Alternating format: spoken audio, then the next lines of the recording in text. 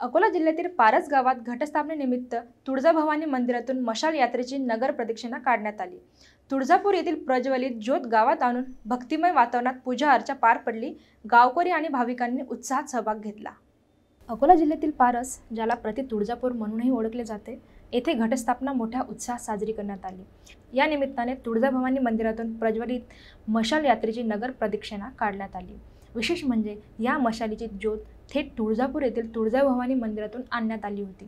गावातील प्रमुख रस्त्यावरून काढलेल्या यात्रेत शेकडो भाविक सहभागी झाले होते। वादन, गजर आणि देवीच्या जय घोषात गाव भक्तिरसात न्हाऊन निघाले। औष्णिक विद्युत केंद्रामुळे प्रसिद्ध असलेले पारस आज आध्यात्मिक ऊर्जेने उजळून निघाल्याचे चित्र पाहायला मिळाले। 6 महिन्यापूर्वी गावातील बहुसंख्येने असलेल्या लांडे कुटुंबियांनी तुळजाभवानी देवीची मूर्ती प्रतिष्ठापित केली होती। त्यानंतर प्रथमच आयोजित घटस्थापना सोहळा असल्यामुळे भाविकांमध्ये विशेष आकर्षण पाहायला मिळाले। या सोहळ्यासाठी मदुराईच्या मीनाक्षी मंदिरातील पुजारी उपस्थित होते आणि त्यांनी धार्मिक विधी पार पाडले।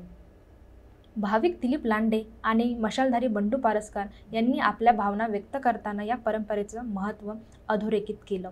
गावातील हा सोहळा केवळ धार्मिक कार्यक्रम न राहता सामाजिक एकतेचं प्रतीक ठरल्याचं चित्र पाहायला मिळालं।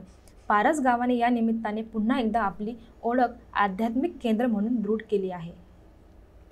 एकच मागणं आहे की महाराष्ट्राचं सर्व संकट दूर होऊ दे, शेतकऱ्यांना भरघोस पीक येऊ दे, देशावरचं संकटही दूर कर, बस दुसरं काही मागे की आमच्या पारस नगरीमध्ये जणू काही प्रत्यक्ष तुळजापूरच जिथं अवतरलेला आहे आणि हा भक्तिमय वातावरण सोहळा संपन्न होत आहे आणि सर्व भक्त मंडळी आणि सर्व जाती धर्माची मंडळी एकोप्याने आम्हाला याच्यामध्ये साथ देत आहे आणि जणू काही सर्व एकत्र आलेले आहेत अशी भावना होते। आई तुळजाभवानीच्या चरणी एकच प्रार्थना करतो की सर्व पारसगावच नाही तर पूर्ण आमच्या महाराष्ट्राला, आमच्या देशाला सुखी ठेव आणि समृद्धी नांदू दे अशी मी प्रार्थना करतो।